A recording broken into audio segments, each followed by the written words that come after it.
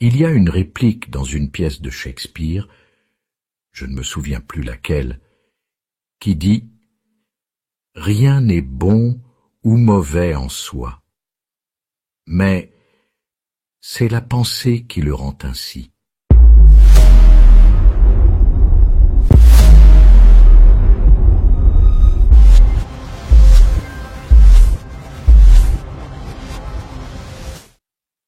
Cette phrase contient une leçon importante. Une partie essentielle de l'éveil spirituel, que l'on peut aussi appeler l'éveil de la conscience, consiste à apprendre à distinguer la situation réelle dans laquelle vous vous trouvez de ce que votre esprit en dit. Comprendre la distinction entre situation et pensée. Prenez une situation difficile comme exemple. Beaucoup de gens, en période de confinement, vivent dans un espace restreint, peut-être un petit appartement.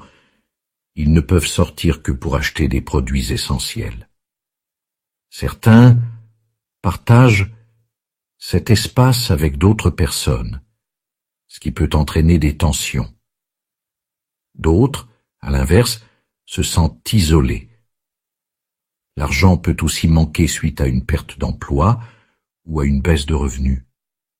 Certains traversent même des épreuves physiques, comme la maladie, avec des symptômes de fièvre ou de toux. Face à cela, la réaction normale est de qualifier ces événements de mauvais. C'est compréhensible d'un point de vue conventionnel. Mais la réflexion de Shakespeare nous invite à aller au-delà. L'éveil spirituel consiste à prendre conscience de la différence entre la situation elle-même et votre interprétation mentale de celle-ci. Très souvent, ce que les gens vivent et les pensées qu'ils entretiennent à ce sujet sont fusionnés dans leur esprit, ce qui intensifie leur souffrance. Par exemple, si vous êtes enfermé depuis 2 semaines, vous pourriez penser « Combien de temps cela va-t-il durer ? Je ne peux plus supporter ça. C'est insupportable. » Ce dialogue intérieur peut générer de l'apitoiement, de la colère, de la dépression ou encore de la peur. L'esprit projette souvent un futur encore plus sombre.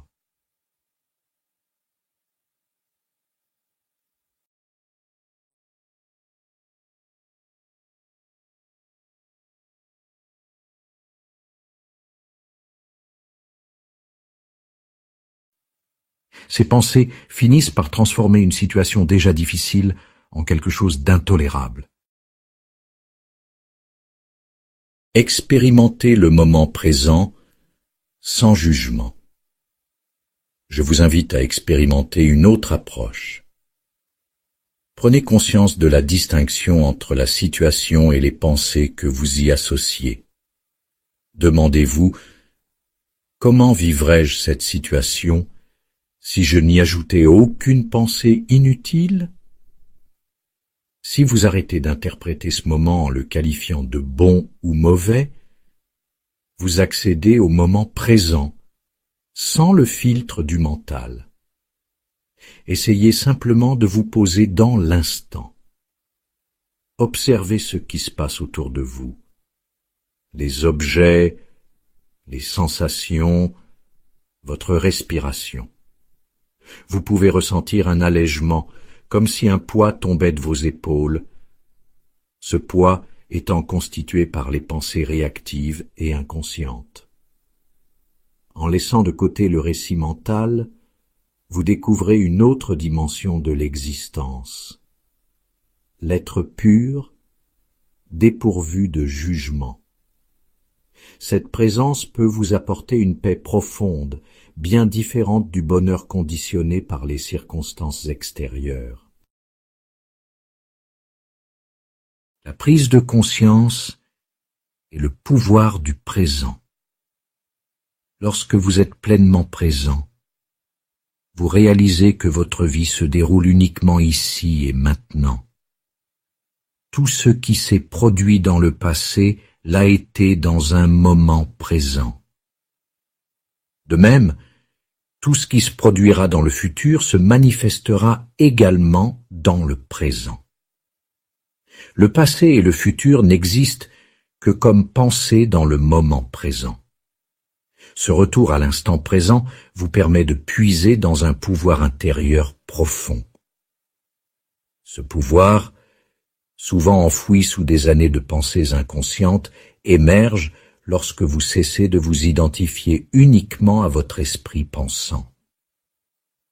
Dans certaines situations, comme lors d'activités exigeant une attention totale, comme gravir une montagne ou pratiquer un sport intense, vous avez peut-être déjà ressenti cette conscience sans penser. C'est une dimension plus profonde de votre être qui transcende les limites du moi, conditionné par le mental. Relevez les défis avec la présence. La vie n'est pas là pour satisfaire tous vos désirs, elle vous met au défi pour vous éveiller. Actuellement, nous vivons collectivement un tel défi.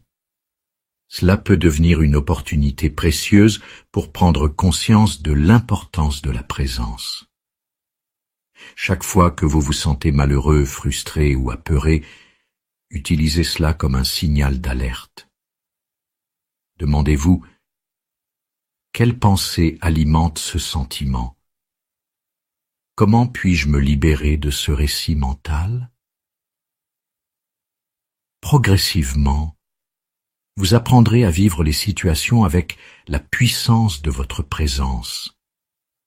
Si une action est nécessaire, vous la prendrez avec calme et lucidité. Si rien ne peut être fait, vous acceptez la situation telle qu'elle est. Vous ne serez plus à la merci des circonstances, car vous aurez accès à une source profonde de stabilité intérieure. Conclusion. Pratiquez la pleine présence. Ainsi, la pratique spirituelle fondamentale est de séparer la situation du récit que votre esprit en fait. Si vous laissez tomber ce récit inutile, vous découvrirez que, dans le moment présent, il n'y a pas de véritable souffrance. C'est ce que Shakespeare voulait dire. Rien n'est ni bon ni mauvais, mais c'est la pensée qui le rend ainsi. Je vous invite à pratiquer cette approche et à observer ce qui se passe. Merci et à bientôt.